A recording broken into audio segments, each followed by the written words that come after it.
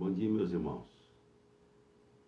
Bom dia a todos. Graça e paz vos seja multiplicada. Bom dia, bom dia, bom dia. Que maravilha, que bênção. Nós temos o privilégio de todas as manhãs de estarmos aqui, né? Eu gosto dessas coisas que Deus tem nos dado, né? Que é a oportunidade da vida e com ela todas as demais coisas. É incrível a gente pensar assim, né? A oportunidade da vida e com ela todas as demais coisas. Como se a gente pudesse dizer, todas as demais coisas que temos é resultado daquilo que recebemos como presente todas as manhãs, que é a vida. E presente com base na misericórdia, né? Na graça. A misericórdia do Senhor é a causa de não sermos consumidos.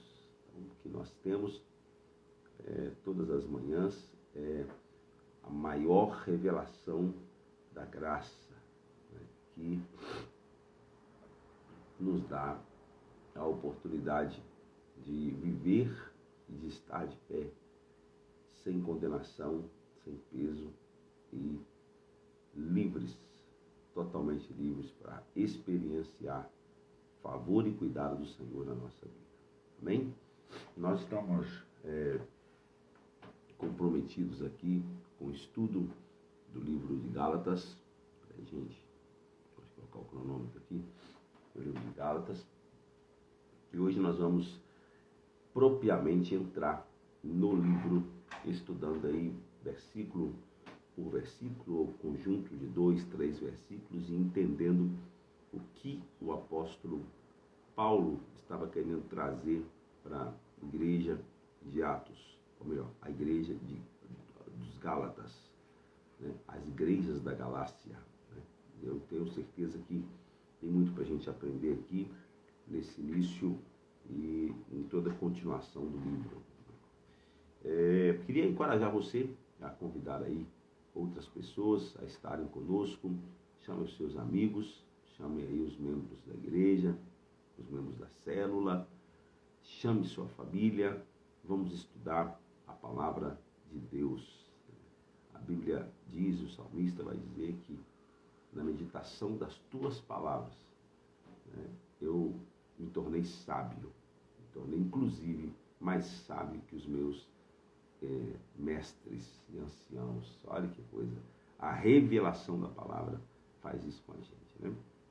Então vamos lá, Gálatas capítulo 1, agora propriamente estudando o conteúdo do livro. Nós já falamos da introdução, nós já falamos do tema, nós já falamos do contexto, nós já falamos da visão do pastor Aloísio com relação ao livro, e agora vamos para o texto. Então, começamos aqui, Gálatas capítulo 1, verso 1 e 2, diz assim: Paulo, apóstolo, enviado, não da parte de homens, nem por meio de pessoa alguma, mas por Jesus Cristo e por Deus Pai, que o ressuscitou dos mortos, e a todos os irmãos que estão comigo, às igrejas da Galácia.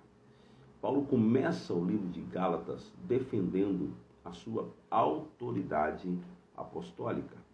Paulo começa o livro de Gálatas defendendo a sua posição de apóstolo.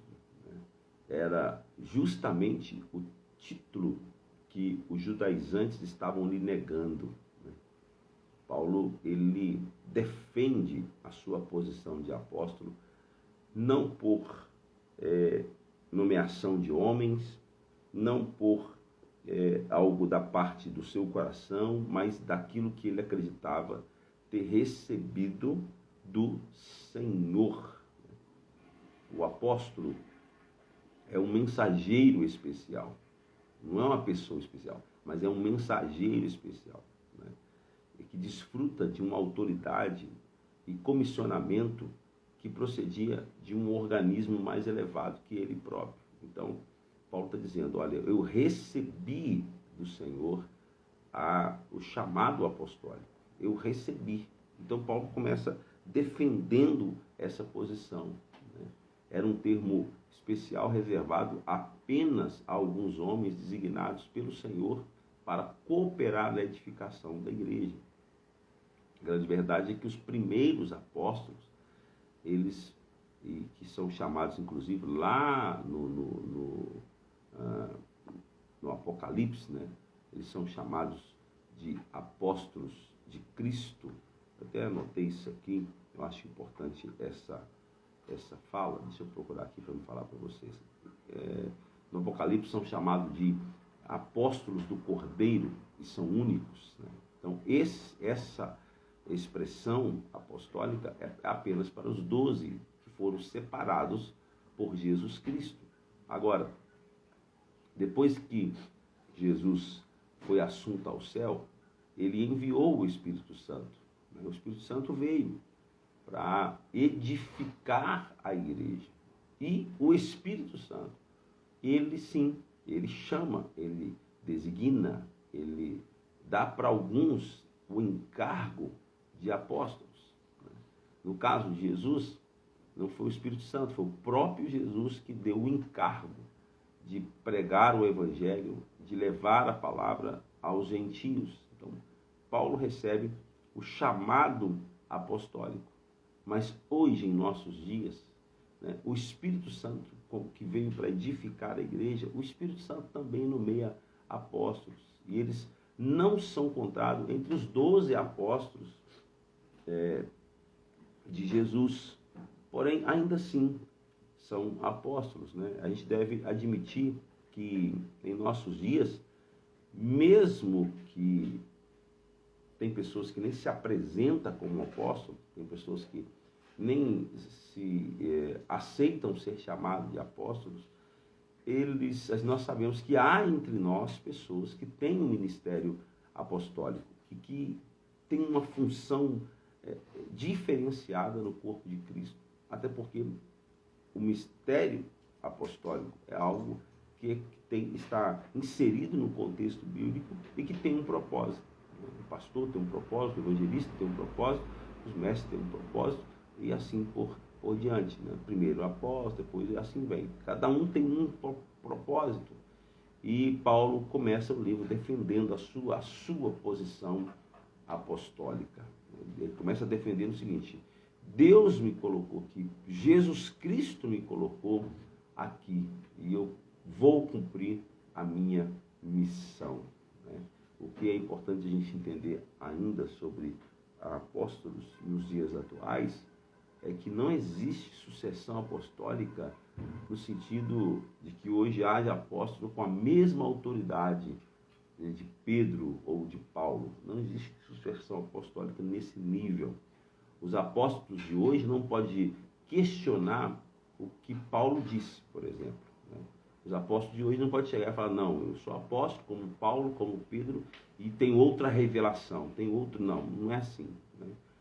A diferença dos apóstolos de hoje é que os principais apóstolos de verdade dos dias atuais, eles são leais seguidores à doutrina apostólica do Novo Testamento. São pessoas que fazem, inclusive, e tornam conhecido aquilo que é algo que já foi ensinado, né? É um ensino, a doutrina apostólica. É o que a gente está fazendo aqui, né? De novo, insistindo e mostrando o que é a doutrina apostólica, seja principalmente aqui do apóstolo Paulo, quando se refere aos Gálatas. Então, Paulo começa o livro defendendo a sua posição apostólica, tá bom? Agora, nos versos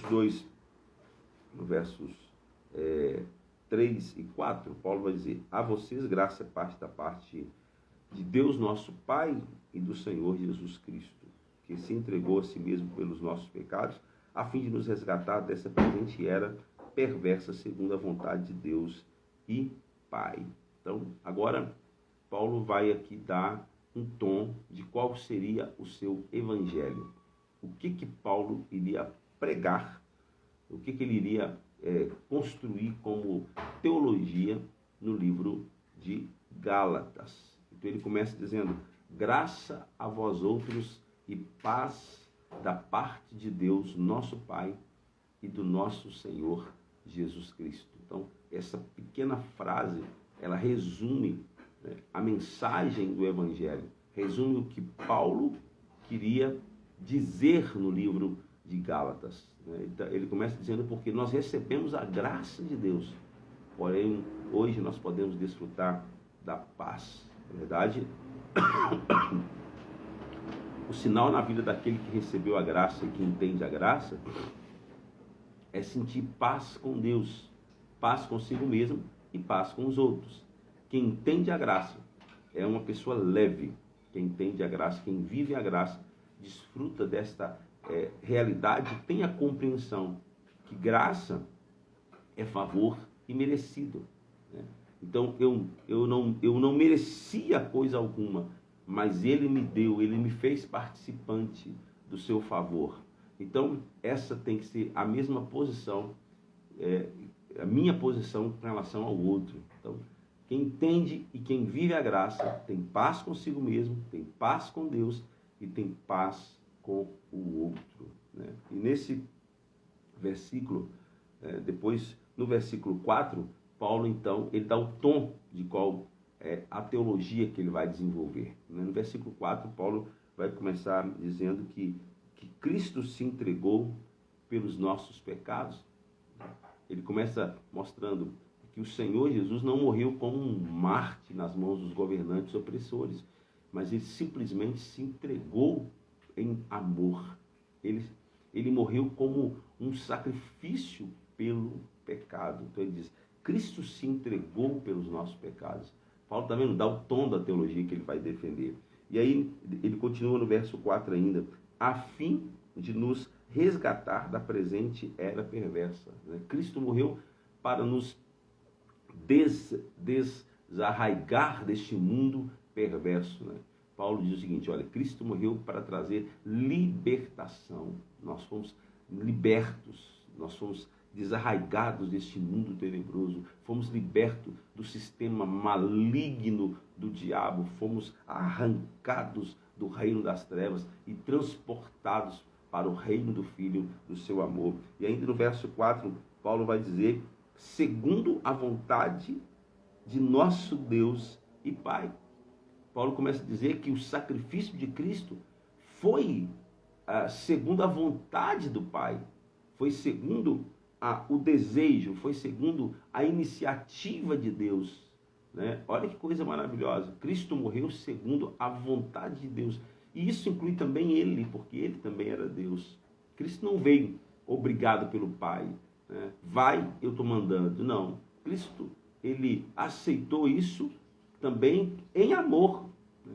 Na cruz houve uma perfeita harmonia entre a vontade de Deus, a vontade do Filho e a vontade do Espírito Santo, né?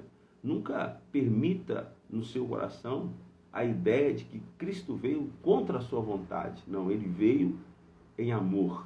É a expressão da vontade da Trindade. Pai, Filho e Espírito Santo comprometidos em manifestar amor e também trazer a oportunidade de salvação a todos nós. Aleluia. Então, Paulo começa muito bem, já dando o tom do que ele vai conversar aí nos próximos capítulos. E aí vamos agora para o verso 6, vamos para um blocozinho do verso 6 ao verso 10. Aqui Paulo, ele está defendendo de forma incisiva o evangelho da graça e defendendo de forma muito decidida também a posição que ele vê a igreja, né, as igrejas da Galácia. Então Paulo, ele começa do verso 6 ao verso 10, ele vai dizer assim: admiro-me de que vocês estejam abandonando tão rapidamente aquele que os chamou pela graça de Cristo, para seguirem outro evangelho, que na realidade não é evangelho. Isso aqui me deixa assim, preocupado, porque, segundo o que Paulo está falando, tem igreja evangélica que não é evangélica, né? Tem igreja que diz ser evangélica, mas não tem nada de evangelho mais lá. É isso que Paulo está falando. O que ocorre é que algumas pessoas estão perturbando, querendo perverter o evangelho de Cristo. Mas ainda que nós, ou um anjo dos céus, pregue um evangelho diferente daquele que lhes chamou, que lhes pregamos, que seja amaldiçoado. Como já dissemos, agora repito, se alguém lhes anuncia um evangelho diferente do que já recebemos, né, que seja amaldiçoado. Acaso busco eu agora a aprovação dos homens ou de Deus? Ou estou tentando agradar a homens? Se eu estivesse procurando agradar a homens, não seria como Cristo.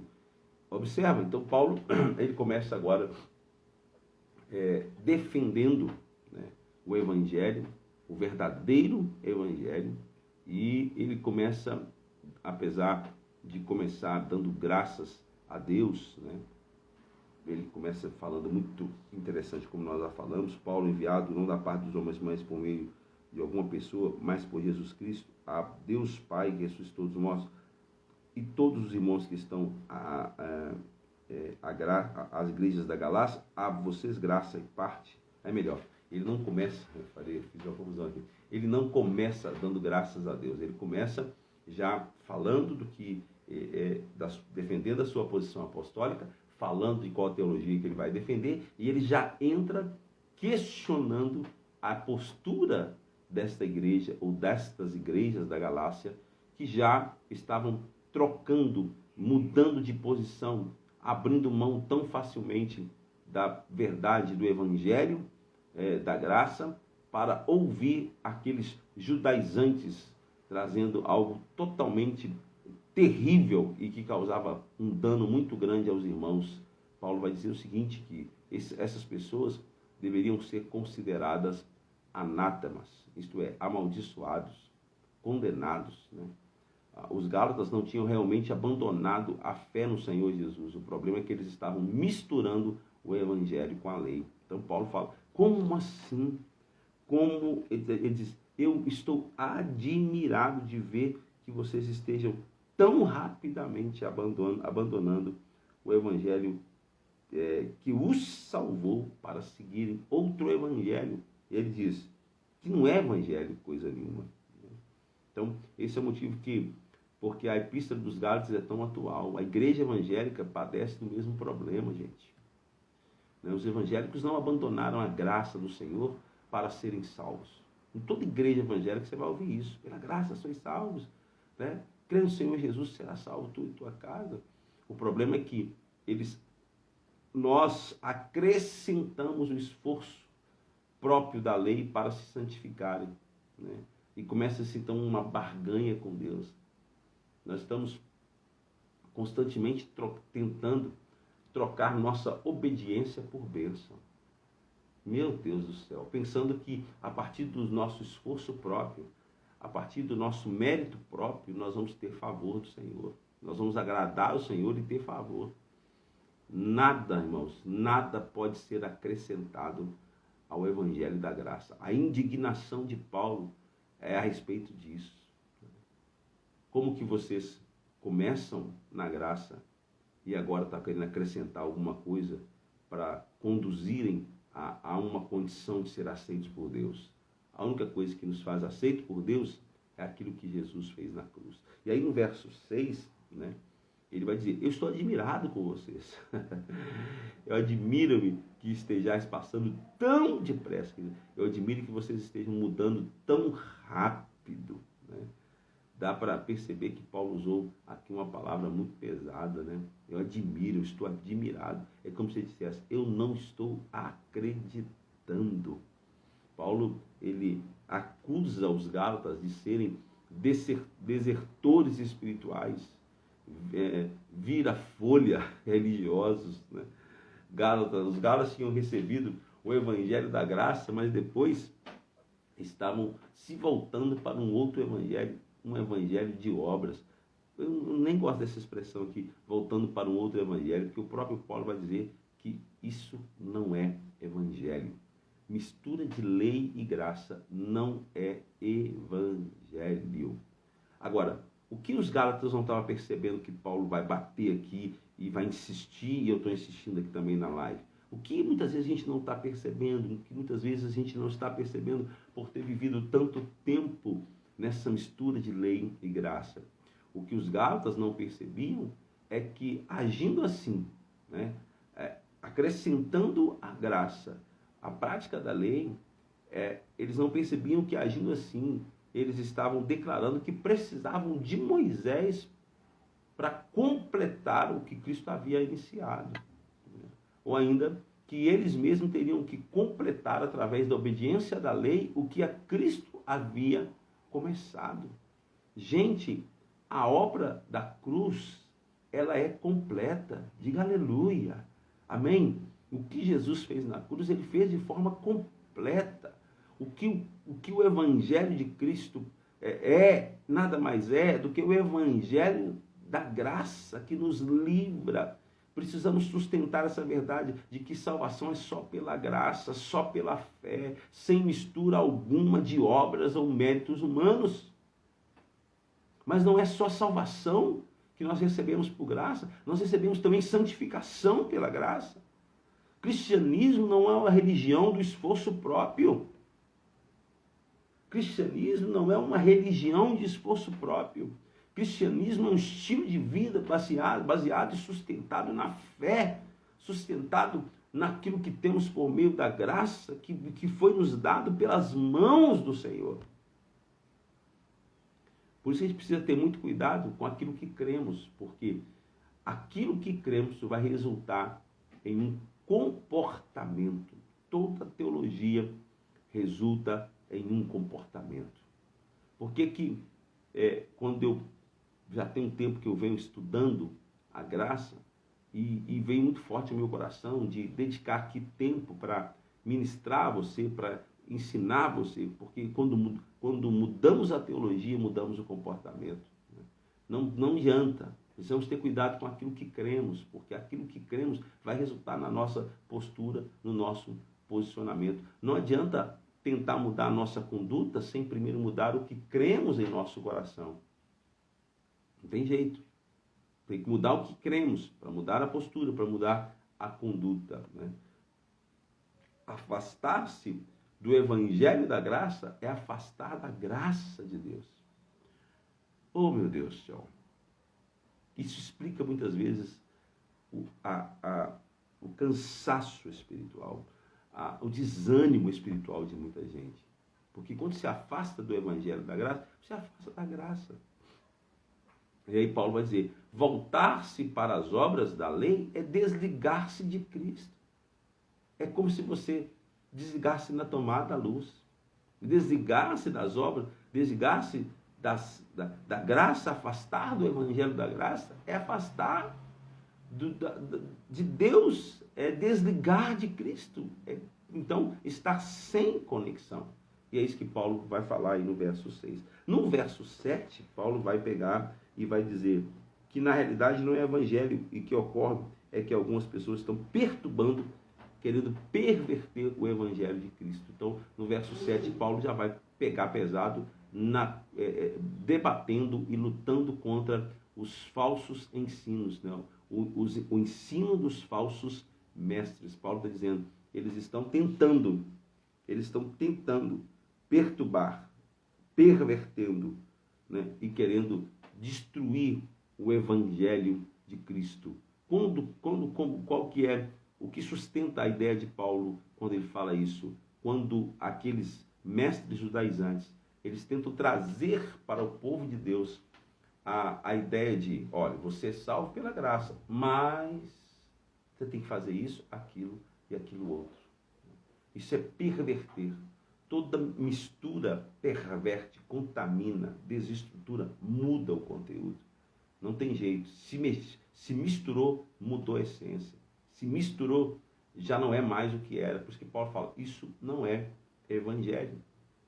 As leis são as minhas obras tentando agradar a Deus, mas a graça é a fé que nós temos em Deus e que nos coloca na condição de desfrutar daquilo que nós temos por meio de Jesus Cristo, né? Se é pelas minhas obras, já não é por Cristo. Se é por aquilo que eu faço, eu estou inutilizando o que Cristo fez na cruz. Então Paulo está falando, não pode.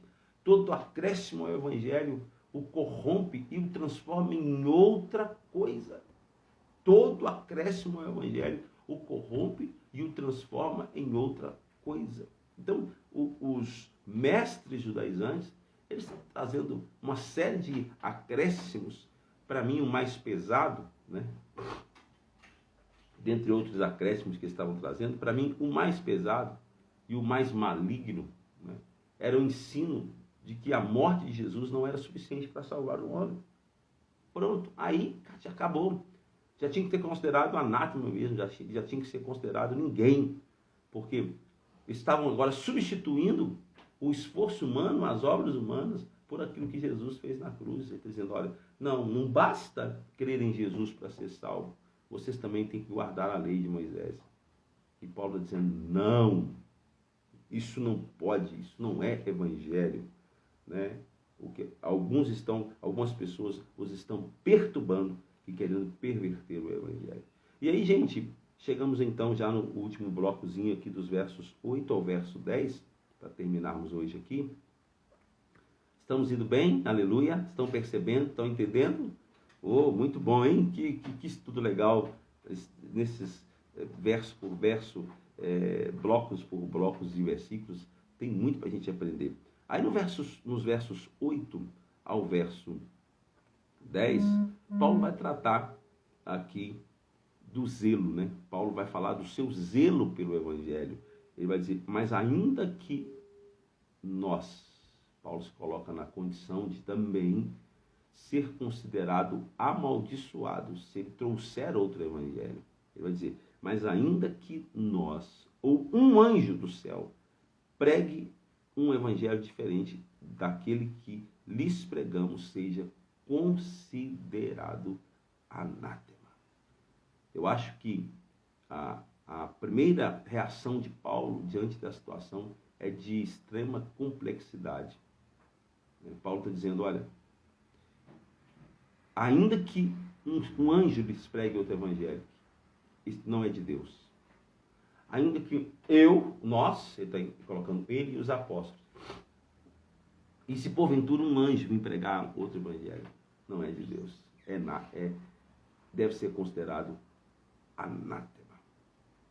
Gente, a palavra grega para anátema era indicada para usar, era indicada para focar ou demonstrar a maldição de Deus sobre uma coisa ou qualquer pessoa.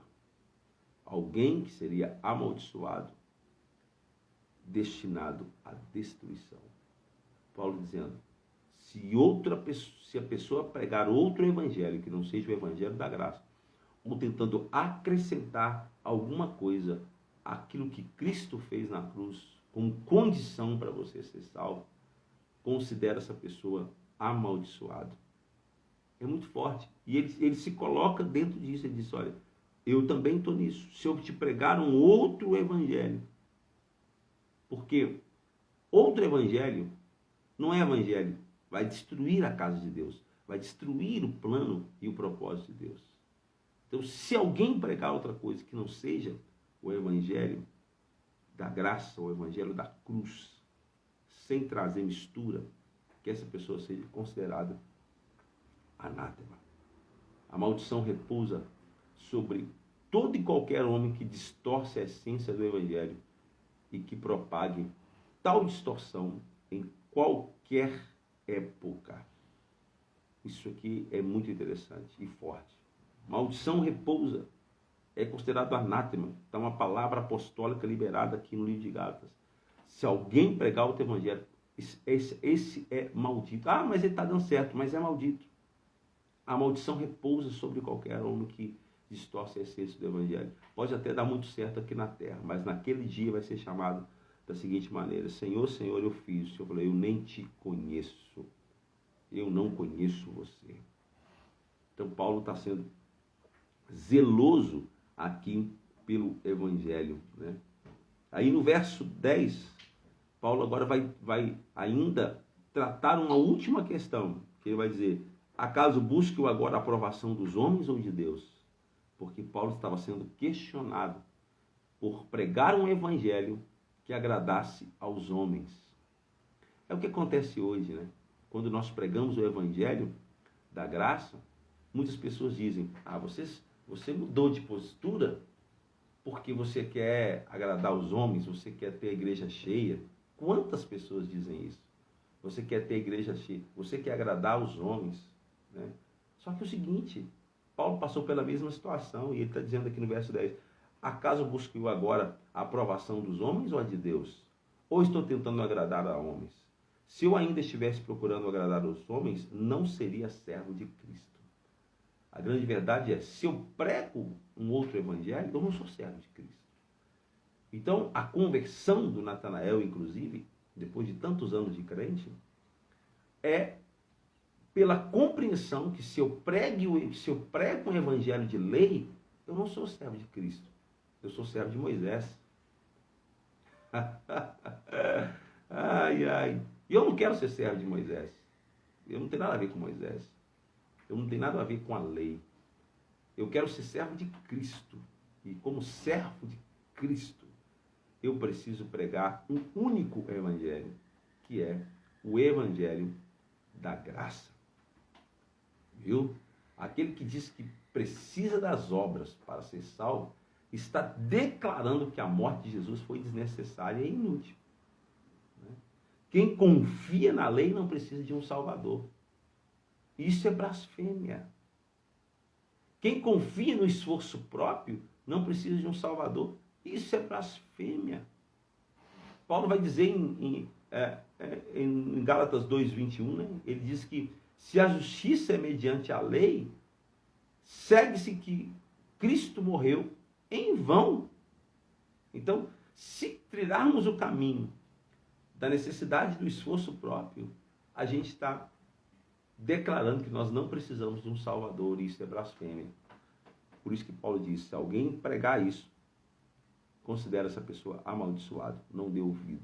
Está trazendo outro evangelho. Então, irmãos, quero terminar esse primeiro bloco aqui do verso 1 ao verso 10, dizendo para você o seguinte: se inserirmos a lei na mensagem do evangelho, estaremos iniciando no espírito e tentando terminar na carne. E isso vai trazer um dano grande para a casa de Deus. Que o Senhor nos guarde, que o Senhor guarde a sua vida e a minha vida, e que possamos, a partir da instrução que estamos recebendo, nos posicionar de forma diferente para a glória de Deus. E nunca aceitar a mistura do evangelho da graça. Qualquer pregação que trouxer lei para você, que trouxer condição para que você seja aceito por Deus, não é o evangelho, não é o que Deus pensa, não é o que Deus quer que você viva. Tá? Então, nós na segunda-feira, querendo Deus, nós vamos estudar dos versos 11 ao verso 24. E assim nós vamos por blocos, estudando blocos do livro de Gálatas e recebendo a instrução de Deus. Eu espero tê-lo abençoado desta manhã. Estou comprometido com isso, estou comprometido em levar até você o evangelho puro e genuíno, que te liberta, que te transforma e que guarda você daquilo que não é evangelho. Tá bom? Deus te abençoe. Em nome de Jesus, sinto-me honrado e privilegiado por estar aqui segunda, quarta e sexta compartilhando da palavra de Deus com você. Deus abençoe e faça o seguinte: pega isso, manda isso para o maior número de pessoas. Daqui uns 15, 20 minutos já vai estar disponível também no YouTube. Estou disponibilizando lá no meu canal, psi.Natanael Rodrigues. Simples, PSI, psi.Natanael Rodrigues. Estou disponibilizando lá essas lives para você poder compartilhar mais facilmente, porque a maioria das pessoas tem facilidade aí de usar o YouTube, tá bom? Deus abençoe você, o seu dia, a sua casa. Até segunda-feira, 6h30 da manhã, agora para estudar dos versos 11 ao verso 24. Fica na paz do Senhor. Até breve.